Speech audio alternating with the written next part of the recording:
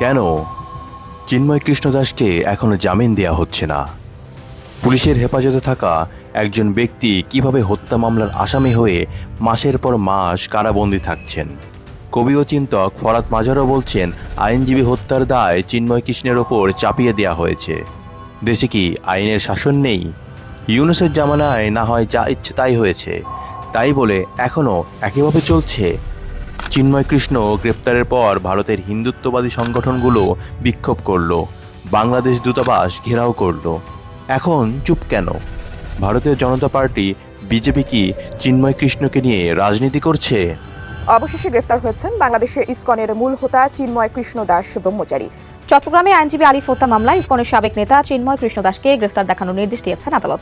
হিন্দু জাগরণ মঞ্চের মুখপাত্র চিন্ময় কৃষ্ণ দাস দীর্ঘদিন কারাবন্দী। অন্তর্বর্তী সরকার তাকে 2024 সালের 25 নভেম্বর গ্রেপ্তার করে। প্রাথমিকভাবে তার বিরুদ্ধে রাষ্ট্রদ্রোহের অভিযোগ আনা হয়।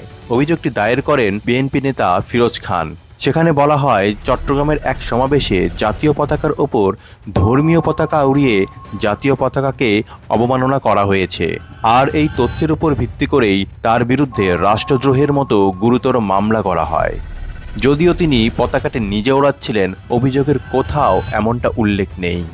পতাকা অবমাননার কারণটি জনসম্মুখে আনা হলেও মূল অভিযোগ ছিল চিন্ময় কৃষ্ণের ভারত সফর।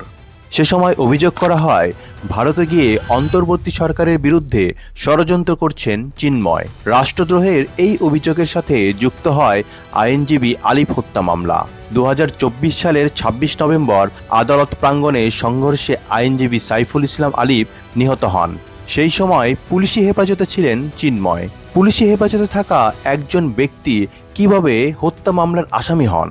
শুধু তাই নয়, মবের ভয়েই কোনো আইনজীবী তার পক্ষে দাঁড়াতেও পারেননি। ডক্টর ইউনূসের জামানায় অভিযোগ করা হতো, চিন্ময় কৃষ্ণ ভারতের মদতে হিন্দুদের নিয়ে বড় বড় সমাবেশ করছেন। চিন্ময়ের মুক্তির দাবিতে বাংলাদেশে আন্দোলন না হলেও ভারতে বিক্ষোভ হয়েছে। ভারতের ক্ষমতাসীন দল বিজেপি তদবির করলেও তখন ইউনূস সরকার চিন্ময়ের জামিন দেয়নি। সম্প্রতি কবি ও চিন্তক ফরাত মাজার অভিযোগ করেছেন, আইনজীবী হত্যার দায় চিন্ময়ের ওপর চাপিয়ে দেওয়া হয়েছে। এখন প্রশ্ন হলো, কেন আইনজীবী হত্যার দায় তার উপর চাপিয়ে দেওয়া হলো? অনেকেই মনে করেন, গণ অভ্যুত্থান পরবর্তী সময়ে বাংলাদেশে সংখ্যালঘু নির্যাতনের বিরুদ্ধে জোরালো কণ্ঠস্বর হয়ে উঠেছিলেন চিন্ময় কৃষ্ণ দাস। আর সংখ্যালঘুদের সেই আওয়াজকে দাবিয়ে দিতেই অন্তর্বর্তীকালীন সরকার তাকে গ্রেপ্তার করেছিল। এখন তো গণতান্ত্রিকভাবে নির্বাচিত বিএনপি সরকার ক্ষমতায়।